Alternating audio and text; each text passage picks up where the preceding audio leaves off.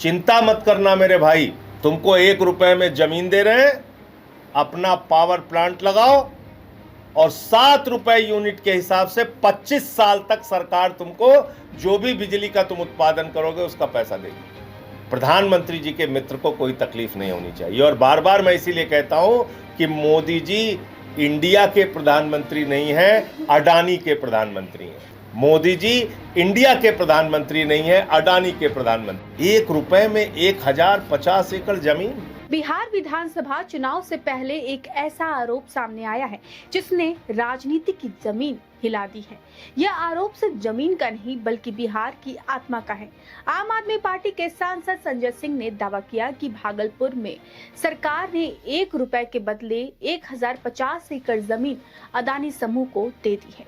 ये वही जमीन है जिसे किसानों से मुआवजा देकर लिया गया था और आज वही जमीन, वही जंगल, वही हरियाली कॉर्पोरेट को सौंपने की तैयारी है।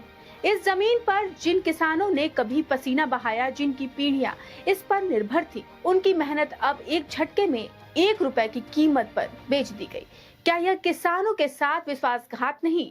याद कीजिए, बिहार की धरती ने हमेशा भूख, बाढ़ और सूखा सहकर भी देश को अन्न दिया है। अगर इस जमीन को अदानी को सौंप दिया गया तो यह सिर्फ किसानों का नुकसान नहीं बल्कि पूरे बिहार की आत्मा पर चोट है।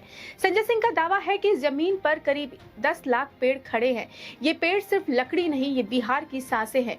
ये पेड़ नदियों को बचाते हैं, मिट्टी को थामते हैं, बच्चों को हवा देते हैं।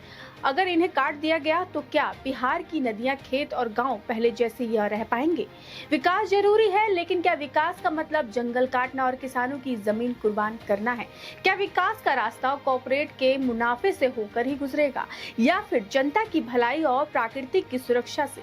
प्रधानमंत्री नरेंद्र मोदी और अदानी का रिश्ता विपक्ष के निशाने पर नया नहीं है। गुजरात से दिल्ली, अब बिहार तक यह आरोप गूंजता रहा है कि मोदी अदानी को मदद पहुंचाते हैं। अब जब बिहार में विधानसभा चुनाव सर पर हैं, तो विपक्ष इसे मोदी अदानी गठजोड़ का सबसे बड़ा सबूत बताकर जनता के बीच उतार रहा है। अगर जनता को यह भरोसा हो गया कि बिहार की जमीन 1 रुपए में अदानी को दी गई है तो यह बीजेपी और नीतीश कुमार की राजनीति के लिए घातक साबित हो सकता है। कांग्रेस ने इस मुद्दे पर बिहार में बड़ा मार्च निकाला और कहा कि मोदी नीतीश सरकार ने किसानों की जमीन और जंगल को कॉर्पोरेट को सौंप दिया। विपक्ष इसे बिहार बेचने का आरोप बताकर जनता के बीच उबाल पैदा कर रहा है। यह सिर्फ एक चुनावी नारा नहीं, यह आम बिहार की बेचैनी है जो सोचता है कि उनकी जमीन, उनका जंगल और उनकी हवा अब उनकी नहीं रही। अब इस पूरी खबर का निष्कर्ष क्या होता है ये भी जान लीजिए। बिहार की इस जमीन पर केवल खेत ही नहीं, यहाँ बुजुर्गों की यादें, बच्चों का भविष्य और प्राकृतिक की धड़कन बसी हुई है। यदि यह जमीन अदानी समूह को दे दी गई तो यह सिर्फ एक सौदा नहीं बल्कि आने वाली पीढ़ियों से विश्वासघात होगा। बीजेपी और नीतीश सरकार को इस पर साफ जवाब देना ही होगा, वरना जनता पूछेगी क्या बिहार की मिट्टी इतनी सस्ती है कि उसे 1 रुपए में बेच दिया जाए? क्या किसान की मेहनत का यही इनाम है? क्या विकास का रास्ता जंगल और गांव उजाड़ कर ही निकलेगा? बिहार की सियासत अब सिर्फ वोट की गिनती पर नहीं बल्कि धरती माँ की कीमत पर तय होगी और इस बार जनता खामोश नहीं रहेगी।